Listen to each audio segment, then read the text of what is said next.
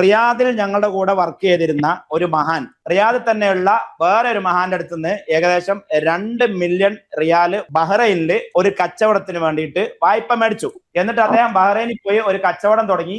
അത് പൊട്ടിയോ കിട്ടിയോ എന്തായെന്നറിയില്ല. ഏതായാലും ഇയാൾക്ക് പൈസ ഇല്ല, ലാഭമില്ല. അങ്ങനെ പൈസയും ലാഭവും ഇല്ലാത്തതിന്റെ പേരിൽ കുറെ അയാളായിട്ട് കച്ചറ കൂടിയോക്കി സംസാരിച്ച് ഒരു 2 കൊല്ലം സംസാരിച്ച് ലാസ്റ്റ് ആ 2 മില്യൺ കിട്ടിയില്ല. പിന്നെ ഇയാളെ എങ്ങനെ നശിപ്പിക്കാം, ഇയാൾ എങ്ങനെ ചീത്ത വിളിക്കാം, ഇയാൾ എങ്ങനെ സമൂഹത്തിൽ നാണം കെടുത്താം എന്നുള്ള വിഷയത്തിൽ ഇറങ്ങി. അങ്ങനെയാണ് എന്റെ അടുത്തൊക്കെ വന്നത്. കാരണം ഞാനും അയാളും തമ്മിൽ ഒരു റെസ്പെക്റ്റഡ് റിലേഷൻഷിപ്പ് ഉണ്ട്. അപ്പം ആ ബന്ധം വെച്ചിട്ട് എന്റെ അടുത്ത് വന്നിട്ട് അയാളെ കുറിച്ച് കുറെ കുറ്റം പറഞ്ഞു. പിന്നെ അയാൾ നാട്ടിൽ പോയിട്ട് അയാളെ മഹലിൽ പോയിട്ട് കുറ്റം പറഞ്ഞു, നാട്ടിൽ പോയിട്ട് വില്ലേജിൽ പോയിട്ട് കുറ്റം പറഞ്ഞു, നാട്ടിൽ പോയിട്ട് അയാൾ താമസിക്കുന്ന കോമ്പൗണ്ടിൽ പോയി കുറ്റം പറഞ്ഞു, നാട്ടിൽ പോയി പോലീസ് സ്റ്റേഷനിൽ കൊണ്ടുപോയി കേസ് കൊടുത്തു.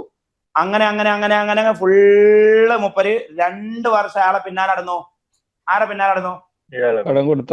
ചുരുക്കി പറഞ്ഞാൽ ഞാൻ അയാളോട് ചോദിച്ച ചോദ്യം, നീ കഴിഞ്ഞ 3 വർഷം ഈ പൈസയുടെ പിന്നാലെ നടന്നല്ലോ, ഈ 3 വർഷത്തെ നിന്റെ സെയിൽസ് വോളിയം കാണിക്കുക, നിന്റെ ബിസിനസ്സിലെ സെയിൽസ് വോളിയം കാണിക്കുക. അതായത് ഇങ്ങനെ നോക്കിയപ്പം ആദ്യത്തെ വർഷം 9 മില്യൺ സെയിൽസ് വോളിയം ഉണ്ടായിരുന്നു. പിന്നെ അത് വന്നിട്ട് 6 മില്യൺ ആയി, പിന്നെ അതൊന്ന് 4 മില്യൺ ആയി, പിന്നെ അതൊന്ന് 3.25 മില്യൺ ആയി. അത് 9 മില്യൺ സെയിൽസ് വോളിയം ഉണ്ടായിരുന്ന ഒരു കമ്പനി 3.25 ആവാൻ കാരണം എന്താ?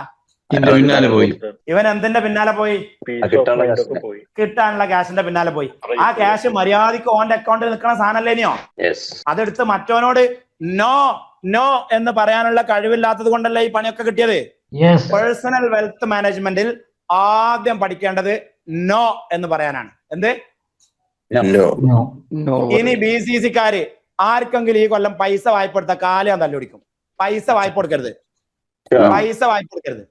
വേണമെങ്കിൽ വെറുതെ കൊടുത്തോളി, പൈസ വായ്പ കൊടുക്കരുത്. നമ്മളടുത്തില്ല, നമ്മളടുത്ത് ക്യാഷ് ഇല്ല. അതായത് നിങ്ങൾ കഴിഞ്ഞ കൊല്ലം BCCയിൽ ജോയിൻ ചെയ്തിനെങ്കിൽ മാത്രം നിങ്ങൾക്ക് 2-3 കോടി ലാഭം ഇല്ലേ? സത്യം പറയും. അപ്പൊ നമ്മൾ ഈ നെറ്റ്വർക്ക് അല്ലെങ്കിൽ ഇങ്ങനത്തെ ടീം അല്ലെങ്കിൽ ഇങ്ങനത്തെ മെന്ററിങ് ഇതിന്റെ ഒക്കെ ഒരു ഉപകാരം നിങ്ങൾക്ക് മാത്രമല്ല എനിക്കും വേണം. ഇതിന്റെ കുറെ പൈസ പോയിക്കണ്. അതുകൊണ്ടാണ് ഞാൻ ഇന്നെ തന്നെ നന്നാക്കാൻ വേണ്ടിയാണ് ഇതൊക്കെ ഉണ്ടാക്കിക്കണത്.